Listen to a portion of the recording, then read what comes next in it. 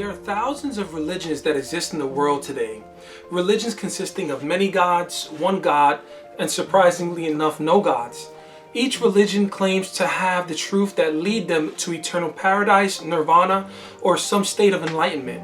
As I researched the similarities and differences between world religions, it was obvious to see who was the center of controversy for almost all of them: Jesus of Nazareth.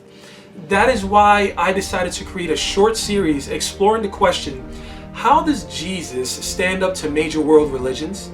Christianity is based on the person and teachings of Jesus and is the world's largest religious group with over 2.1 billion followers. In this video, we will be taking a look at how Jesus stands up to Islam.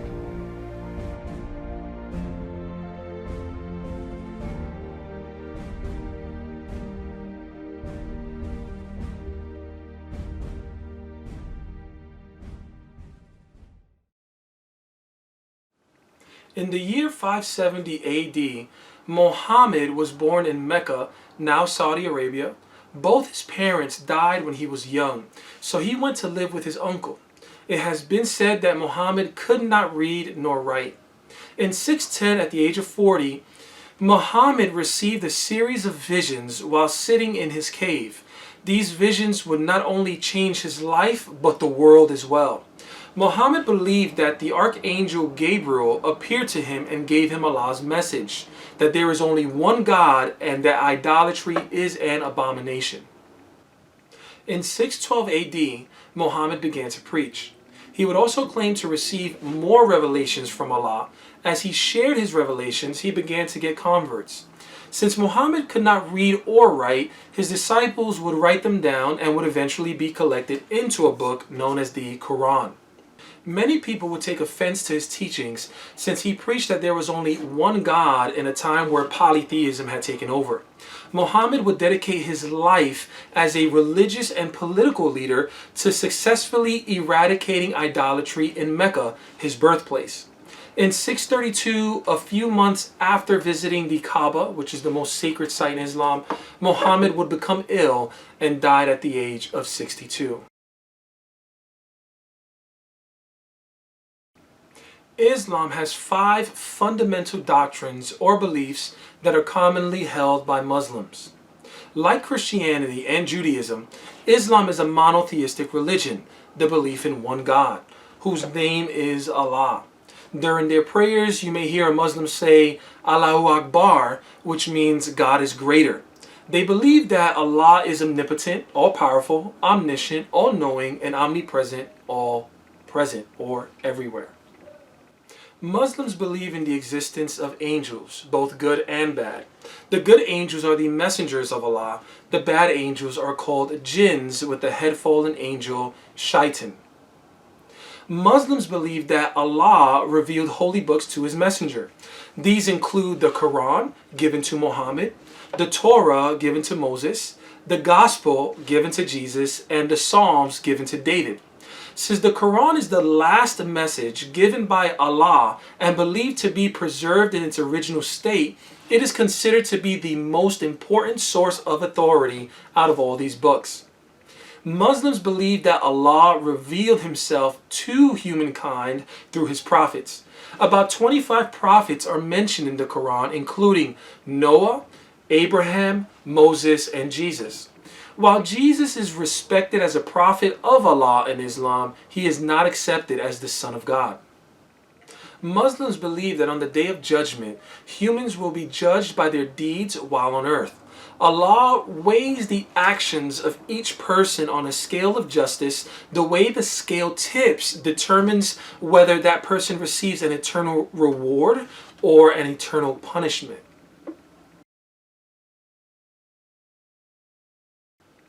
The Shahada is the Islamic declaration of faith that Muslims recite to testify and bear witness.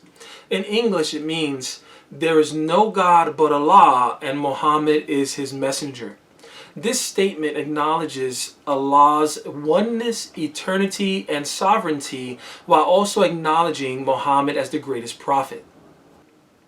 Salah is the ritual prayers that must be prayed 5 times a day. At dawn, noon, mid-afternoon, after sunset, and at night. The prayers must be said facing Mecca in Saudi Arabia. Zakat is almsgiving. Specifically, 2.5% of a person's income is given to the poor in the Muslim community. Sawm is the observance of fasting during daylight hours for an entire month during Ramadan, the 9th month of the Muslim lunar year. Ramadan is a time of self-study and self-discipline. Muslims believe in making a pilgrimage to Mecca, to the Kaaba, at least once in their lifetime to pray and worship at this very sacred place.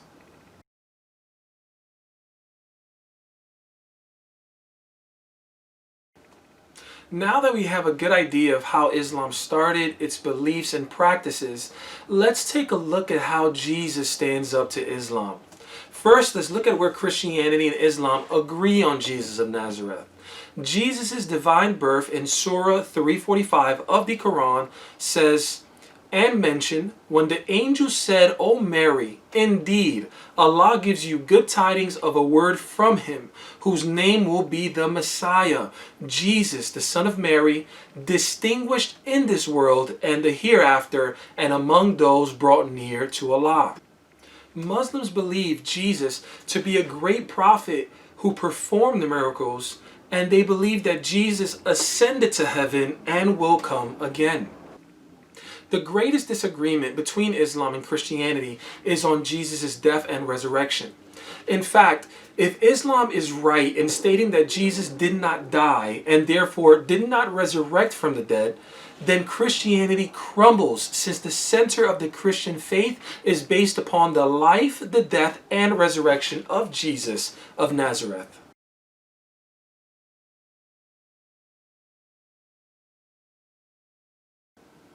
To see how Jesus stands up to Islam, we should take a very close look at the Quran at Surah 4:157, which says, and for their saying, indeed, we have killed the Messiah, Jesus, the son of Mary, the messenger of Allah.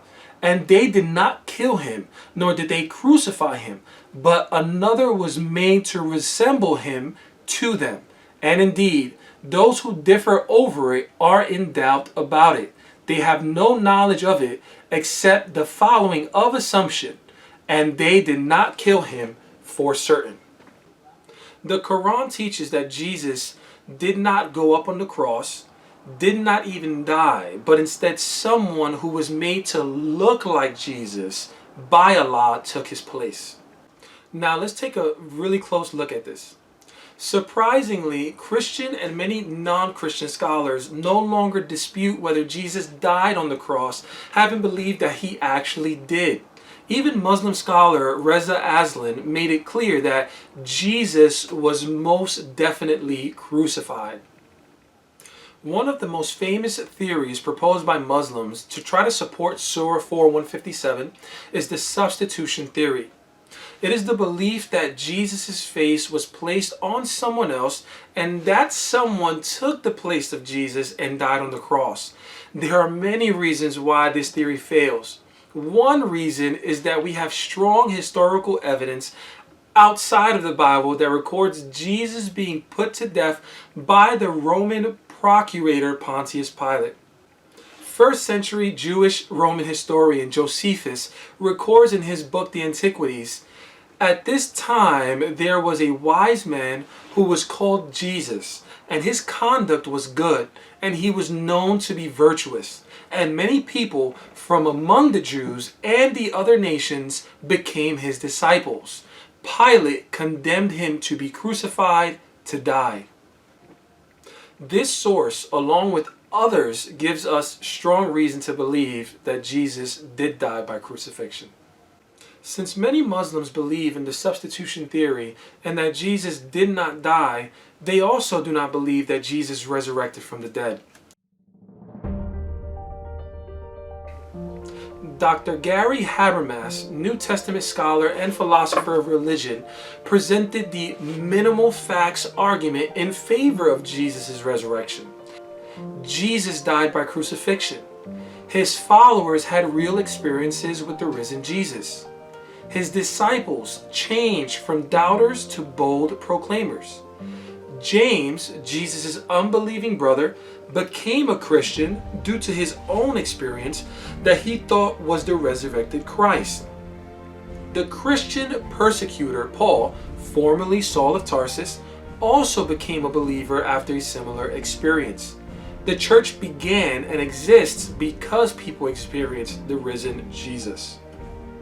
These facts have strong evidential support for their claims, support from both Christian and non-Christian scholars respected in their fields of expertise. Islam and Christianity are the top two major world religions today, having billions of followers. They both share very similar views of God's nature and both claim to have God's true word. However, we know that two contradictory claims cannot both be true. In other words, their respective books, the Bible and the Qur'an, cannot both be true. It is important that we study each claim and carefully determine which one is most credible and trustworthy. Jesus said, "I am the way, the truth, and the life. No one comes to the Father except through me."